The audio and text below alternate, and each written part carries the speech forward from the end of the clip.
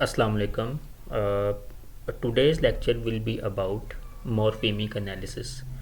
I have written the material as well, and I am sure that this material will be very helpful to you from the examination point of view and for the general understanding of what is morphemic analysis. The term morphemic analysis can be defined as a linguistic process that involve breaking up a word into its smallest units known as morphemes. A morpheme is the smallest unit of meaning, just as a phoneme is the smallest unit of speech sound.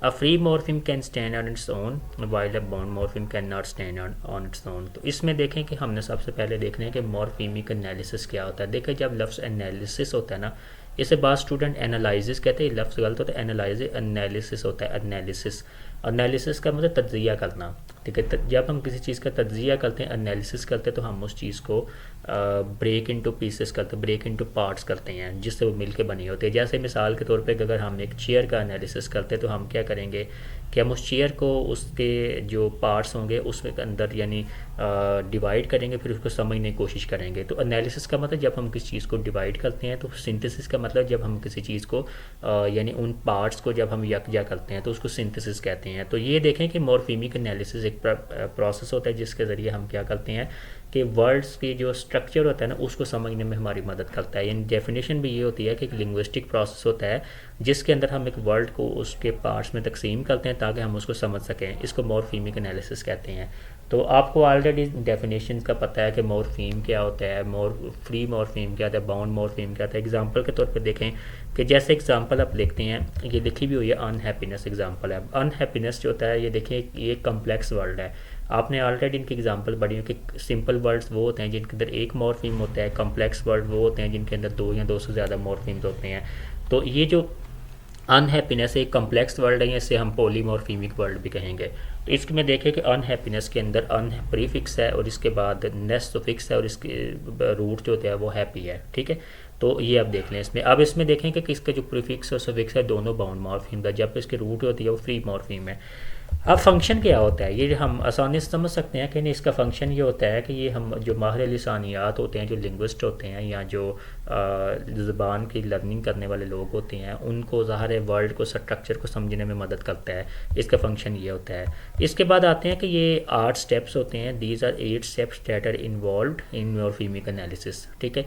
जब हम किसी लफ्ज़ का morphemic analysis करते हैं तो हम उसको ये 8 जो तरीके होते हैं, 8 स्टेप्स होते हैं, इनके ज़रिए हम कर सकते हैं। ये आपकी हेल्प करेंगे। तो मैंने इसके अंदर एग्जांपल दिया, ये एग्जांपल के साथ फिर आप और भी अप्लाई। जैसे देखें कि अनहैप्पीनेस एक लफ्ज़ है। अब अनहैप्पीनेस का हम जब मॉर्फेमिक एनालिसिस करते हैं तो सबसे पहला स्टेप क्या होता है। स्टेप नंबर 1 होगा identification of the word. Identification of the word का मतलब होता है कि here you will have to identify whether the word is simple और मोनोमॉर्फेमिक और यू कैन से पॉलीमॉर्फेमिक। तो यहाँ आपने यही बताना है कि वर्ड सिंपल है या कॉम्प्लेक्स है। जैसे देखिए अब अनहैप्पीनेस के अंदर 3 मॉर्फीम्स है, तो ये कॉम्प्लेक्स वर्ड है तो इसके अंदर ब्रैकेट के अंदर हमने लिख दिया कॉम्प्लेक्स वर्ड। अगर यहाँ लफ्ज़ होता है कैट तो आप लिख देते सिंपल वर्ड है, ठीक है। तो पहला स्टेप ये होता है कि सिंपल वर्ड है या कॉम्प्लेक्स वर्ड है, इसको आपने बताना होता है। इसके अगर लफ्ज़ यहाँ डिसएग्री होता तो आपने डिस और अग्री ज़ाहिर इसके अंदर भी 2 मॉर्फीम्स है तो कॉम्प्लेक्स वर्ड है। तो आप यहाँ लिख सकते हैं कॉम्प्लेक्स वर्ड या पॉलीमॉर्फेमिक वर्ड। सिंपल वर्ड लिख सकते हैं या लिखते हैं मोनोमॉर्फेमिक वर्ड, ठीक है।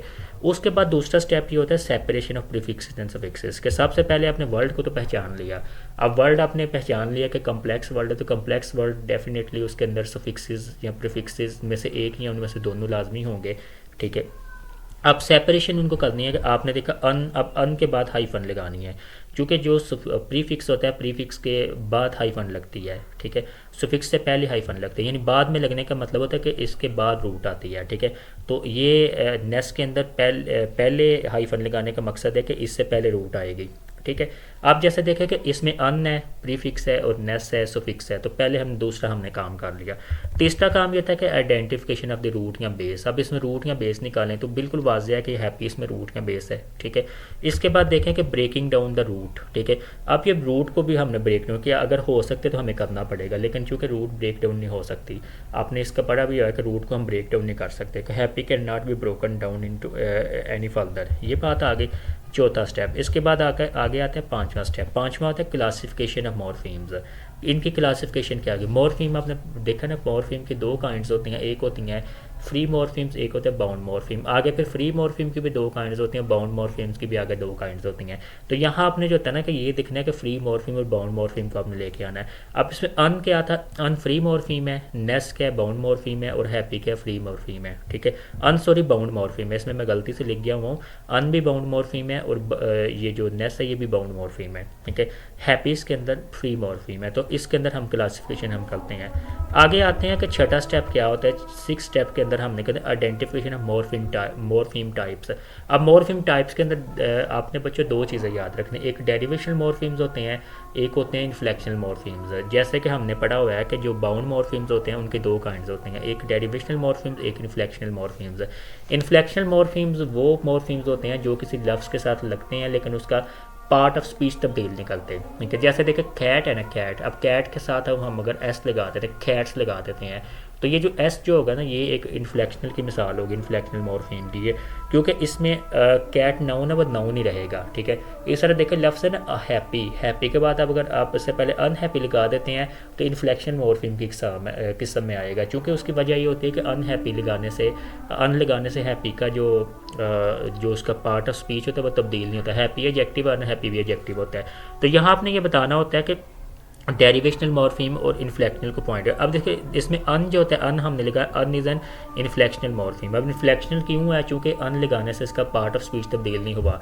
अब नेस्ट जब हम लगाते हैं तो nest is a derivational morpheme. Nest क्यों डेरिवेशनल मॉर्फीम, देखिए अनहैप्पी, हैप्पी रूट था, ये एक एडजेक्टिव है, आपने इसके साथ लगा दिया अन लगा दिया, ठीक है। तो क्या बन गया वो, मतलब अनहैप्पी नेगेटिव मीनिंग होगा लेकिन है वो एडजेक्टिव है, अनहैप्पी भी एडजेक्टिव है और इसके बाद देखें कि हैप्पी भी एडजेक्टिव। जब हमने नेस्ट लगाया तो नेस्ट ने उसका पार्ट ऑफ स्पीच तब्दील कर दिया, यानी उसने क्या किया कि एडजेक्टिव को नाउन में तब्दील कर दिया।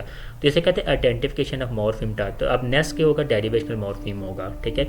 जैसे मिसाल ले लें कि कैट की हमने मिसाल, कैट के अंदर आप लगाते हैं कैट्स, ठीक है, एस लगाते हैं, तो अब इसमें एस जो होगा वो सफिक्स होगा लेकिन वो इन्फ्लेक्शनल होगा, वो डेरिवेशनली होगा, क्योंकि कैट भी नाउन है और वो नाउन है। जैसे एक और एग्जांपल आपको देते हैं कि जैसे लफ्ज़ होता है प्ले, अब प्ले के बाद आप लगाते हो प्लेड लगाते हो, प्लेइंग लगाते हो। अब प्लेड ईडी लगाने से उसका पार्ट ऑफ स्पीच तब्दील नहीं हुआ, वो वर्ब का वर्ब भी रहा है।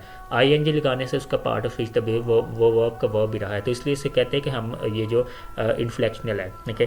तो ये इसकी एग्जांपल होती है। अब इसके बाद देखें कि ये स्टेप नंबर 7 क्या होता है कि उसमें हमने अब ये बता रहे कि अन, इसमें मीनिंग अपने बताना होता है, यानी स्टेप नंबर 7 में मीनिंग है। ये मैंने इसमें हेडिंग इसकी मिस कर गया हूँ, यहाँ लिखना मीनिंग, ठीक है। तो unhappiness is a noun which means, ठीक है, the state of being happy, इसका मतलब ये होता है, ठीक है। ये इसको मीनिंग बताते हैं। अब आगे 8वां स्टेप होता है, इसको रिजल्ट कहते हैं।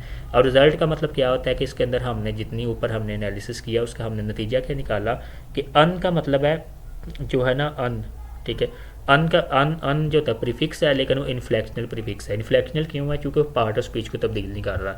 नेस्ट तो फिक्स है लेकिन वो डेरिवेशनल है, ठीक है। वो डेरिवेशनल क्यों है, क्योंकि पार्ट ऑफ स्पीच को तब्दील कर रहा है। तो हैप्पी क्या है, वो रूट है और वो फ्री मॉर्फीम है। ये समझे कि हमने नतीजा निकाला इसका, ये लफ्ज़ का हमने एक मॉर्फीमिक एनालिसिस किया।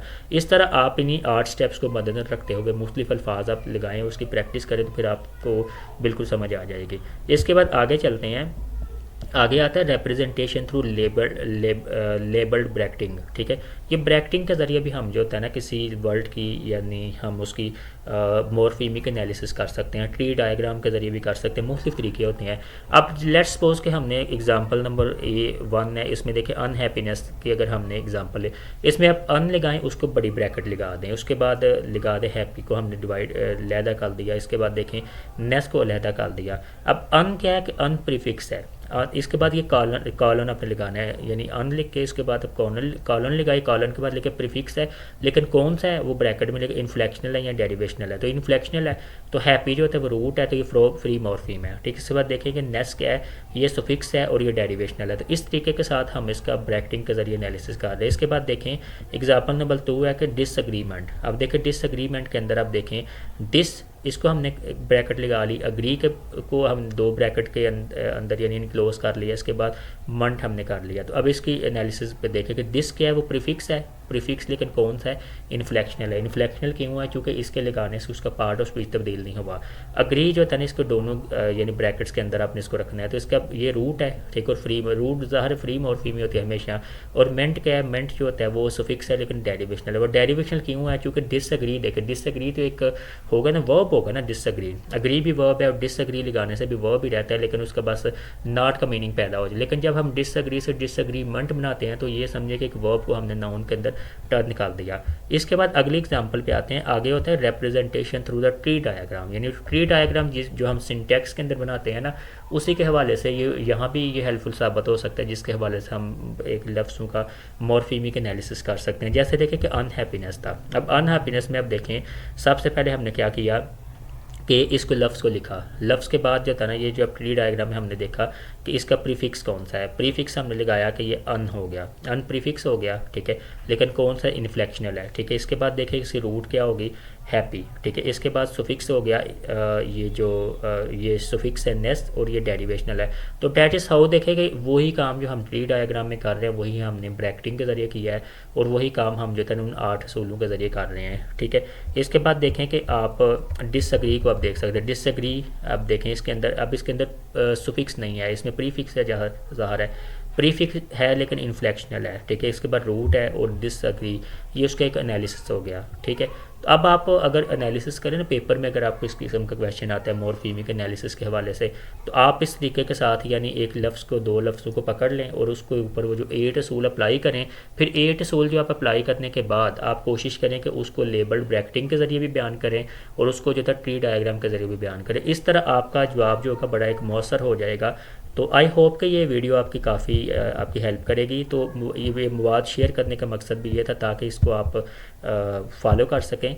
इसके बाद आगे हम जो होता है ना, आगे एक और वीडियो बनाएंगे छोटी सी, उसके अंदर हम ये देखेंगे कि अगर हम जब मॉर्फीमिक एनालिसिस करते वक्त पार्ट ऑफ स्पीच को मेंशन कैसे करते हैं, यानी हम कैसे बताते हैं कि नाउन है या प्रोनाउन है, नाउन से वर्ब कैसे बन रहा है, वर्ब से जो होता है ना वो एक एडजेक्टिव कैसे बन रहा है, तो हम अगली छोटी सी एक शार्ट वीडियो उसके ऊपर बनाएंगे। तो I hope this video will be very helpful to you. Thank you so much.